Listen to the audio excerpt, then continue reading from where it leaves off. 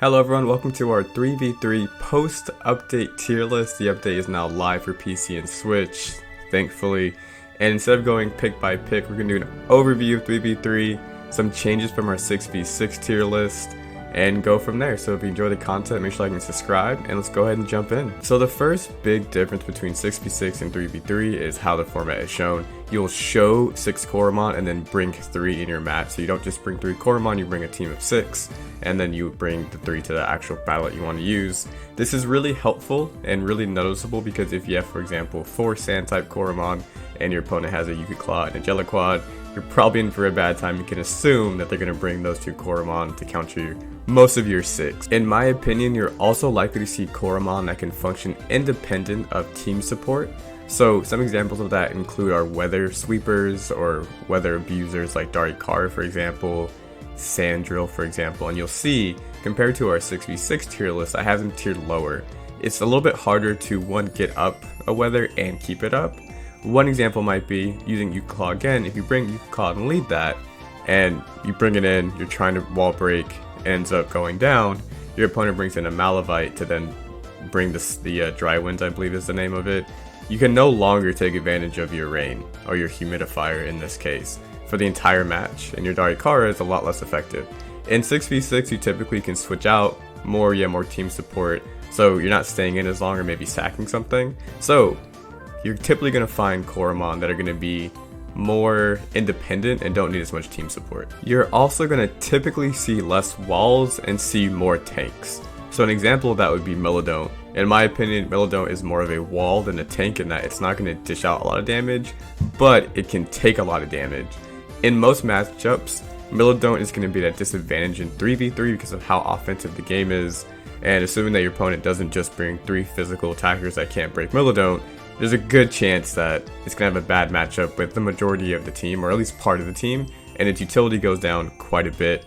Whereas something like Armadon, for example, or even something like Volbrute, where it can be a really great tank, so take a hit and then KO something, is really valuable because now you're playing 3-on-2 and you have an advantage for switch. So for example, if you have your Volbrute in and you go for a Detonate on Toravolt, you take the Bolt Bomb from Toravolt, then you knock it out with Detonate, then they bring something in. You can either keep your Volbrute in and sack it to get switch initiative, or you can switch into something else. So really valuable. In that example, if you had Melodont in, you'd probably whittle down your opponent or get taken out first, and then you have to bring something else in.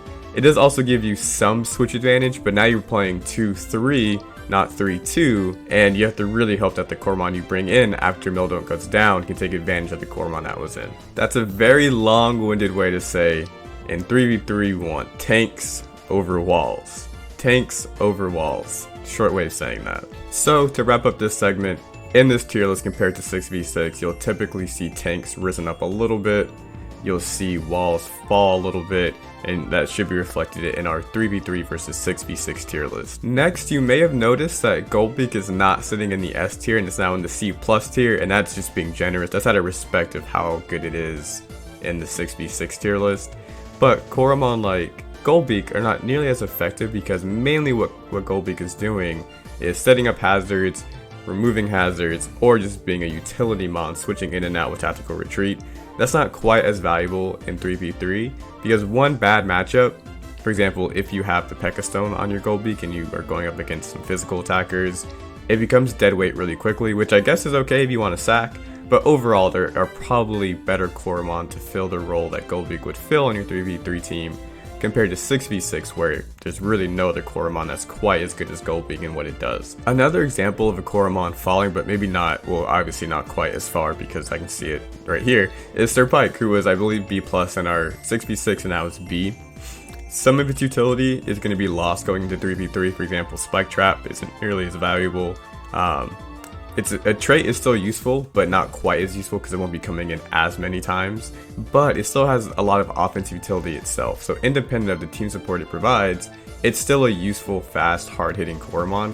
It's just not as good as some of the B+ and aboves, whereas Goldbeak, for example, just isn't nearly as useful, so we see a much larger drop for Goldbeak because it's more utility focused and isn't independently as good as Sir Pike is in a 3v3 setting. Something else to keep in mind for 3v3 is the typing that you're using. So this tier list is not based off type, obviously, so that's not to say like Chiraptor goes well with a lot of water types, so we put it in the A tier.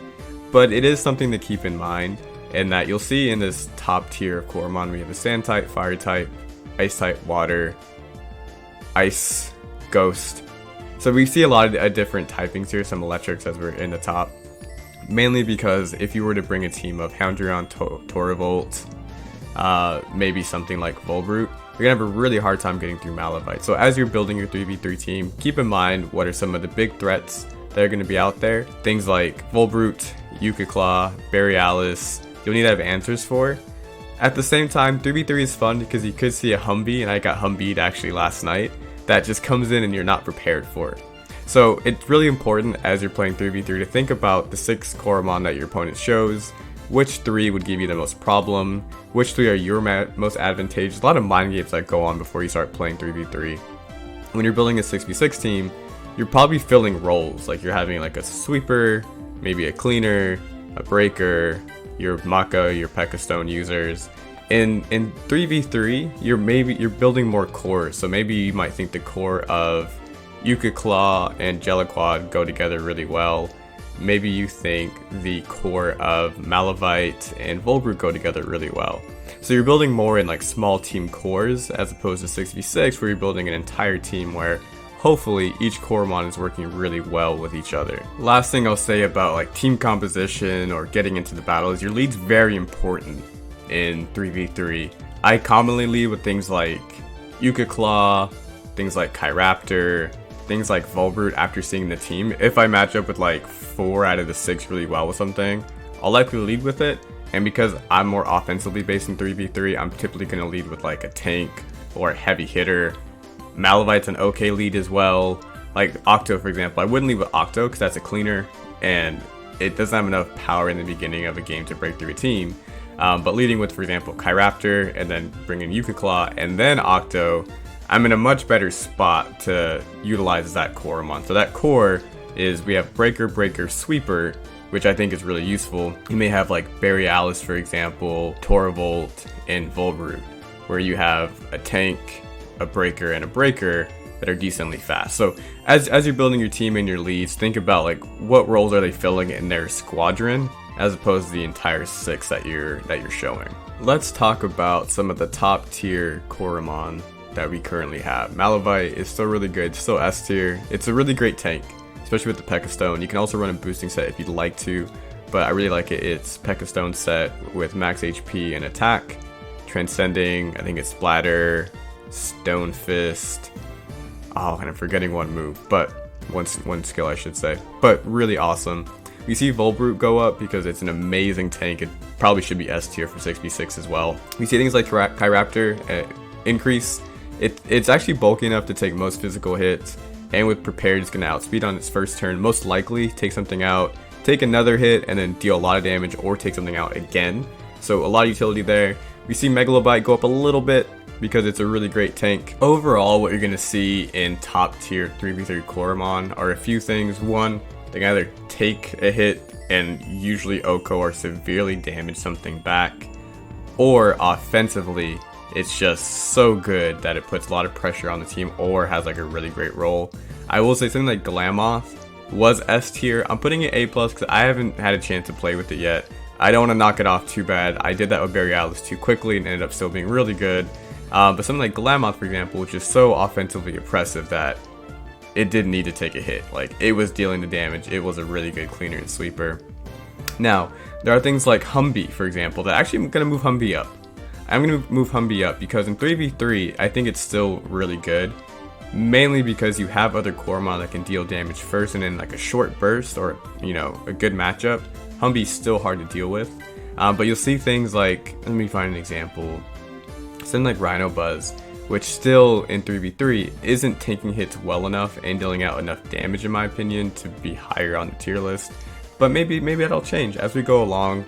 Definitely let me know if you're using some of these lower tier Coromon and you're seeing that they're doing well. But to reiterate, we're seeing a few things. One, they're tanky, they're really offensive, they're either really fast, or they have just an overall good matchup against other top tier 3v3 Coromon, so it allows you to do some role compression. So an example of that would be something like Claw, where it has a good matchup against Malevite, Volbrute, Chiraptor, Megalobite, not so much Volcodon, Jelliquat a little bit. So you can see that bringing Claw, one, gives me a really great Coromon to use in and of itself, but also deals with other top tier Coromon in a really effective way that opens up your team for you. So some things to think about as you're building your team, and some things to think about as you're looking at these top tier Coromon and probably like B+ and above. Alright, the last few things I'll talk about. One is setup. I go back and forth on how good setup is in 3v3. So example, Irachi, if it gets set up and you don't bring the right things for it, it's gonna blow you back. Does that mean that you bring something to deal with it or multiple things to deal with it, and then your opponent counters that? I never know. So I go back and forth on setup. Something that you definitely want to consider, maybe have 1 or 2 Coromon, like a bulky setup sweeper on your team.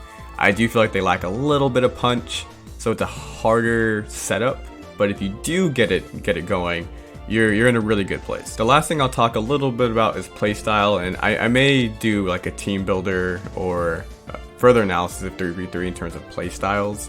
But one example of a playstyle I like to think about is like overwhelming force. So like Claw, Chiraptor, and then Borealis. Like just bring 3 heavy hitters, see if your opponent can outlast them or weather the storm.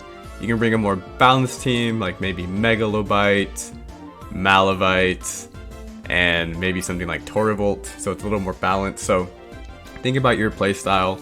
Also, when your opponent shows their 6, think about what can I not deal with. Like if they bring this Borealis, am I just done?